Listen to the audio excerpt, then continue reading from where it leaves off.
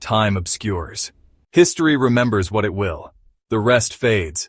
Deumus is one such memory, fading fast. Once she was worshipped. Incense burned in her honor.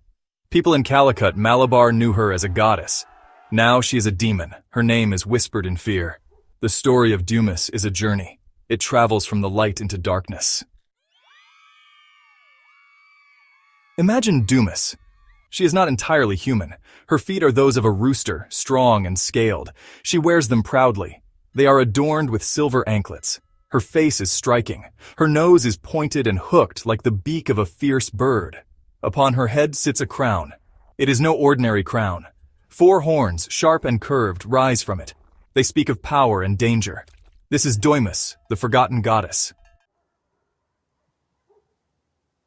Calicut, Malabar, a place of vibrant life, of trade and stories.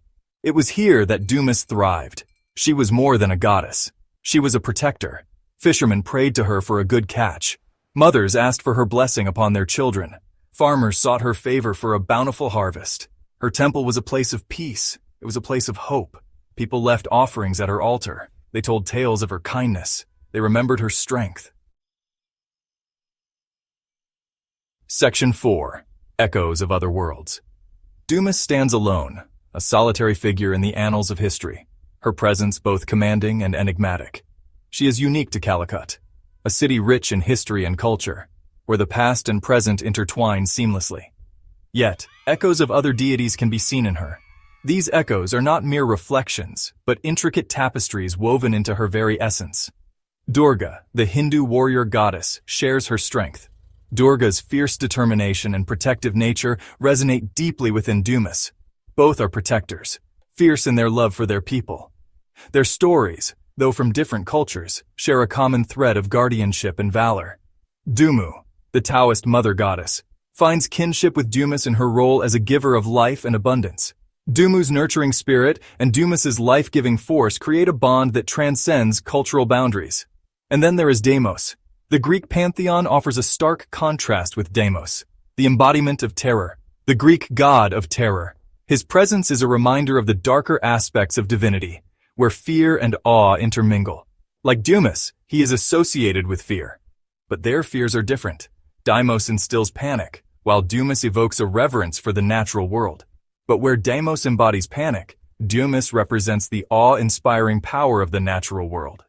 Her fear is not one of terror, but of respect and admiration for the forces that shape our existence. Section 5. From Grace to Shadow. This is a tale of transformation, of a deity's fall from grace into the abyss of darkness.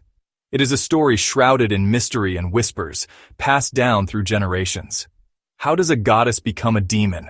The reasons are lost. Whispers remain.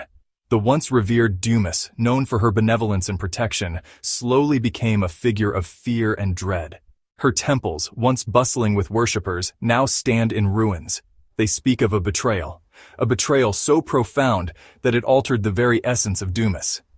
Some say it was the betrayal of her followers. Others whisper of a celestial conflict that tore her apart. They hint at a forgotten war. The transition was slow. First, the stories changed. The tales of her kindness and protection were replaced with stories of her wrath and vengeance. The battlefield, once a place of her divine intervention, became a symbol of her fury.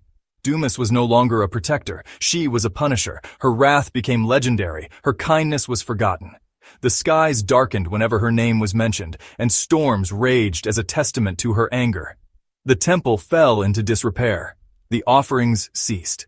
The once vibrant place of worship became a desolate ruin, overgrown with weeds and forgotten by time. The echoes of prayers were replaced by the silence of abandonment. Her name, once spoken with reverence, was now uttered in fear. The people, who once sought her blessings, now trembled at the thought of invoking her name. Fear replaced faith, and dread overshadowed devotion. Deumus, the goddess, became Deumus, the demon. Her transformation was complete. The light of her divinity was extinguished, replaced by the shadows of her demonic form. This is the story of Deumus, a tale of grace turned to shadow. Section 6. A Legacy in Ruins. Today little remains of Deumus. Once a grand temple, now it stands as a mere shadow of its former glory. The walls that once echoed with chants and prayers are now silent, overtaken by nature. Her temple is a ruin. Stones that once formed majestic structures now lie scattered, crumbling under the weight of time. Vines crawl over broken statues. Her story is fragmented, like the pieces of the statues that once stood tall and proud. It exists in hushed whispers and faded scrolls. The tales of Deumus are now confined to the fragile pages of ancient manuscripts, barely legible and almost forgotten. But the memory of her lingers. In the quiet moments of the forest, when the light filters through the trees just right, one can almost feel her presence. In the rustling leaves of the forest, some hear her rooster feet. The sound is faint, but unmistakable to those who listen closely. In the crashing of the waves, some see her furious dance. The ocean's relentless power mirrors the intensity of her spirit. Deumus, the forgotten goddess, may be gone. Her physical form and temple may have crumbled, but her essence remains. But she is not entirely forgotten. The faded murals and ancient artworks still tell her story, preserving her legacy in their own way. She remains a cautionary tale. Her story is a reminder of the rise and fall of power and the consequences of hubris, a reminder that even gods can fall. The broken idols and fallen statues are a testament to the impermanence of even the most revered beings, a testament to the power of belief. The rituals and ceremonies that once took place here were fueled by the unwavering faith of her followers and the enduring strength of fear.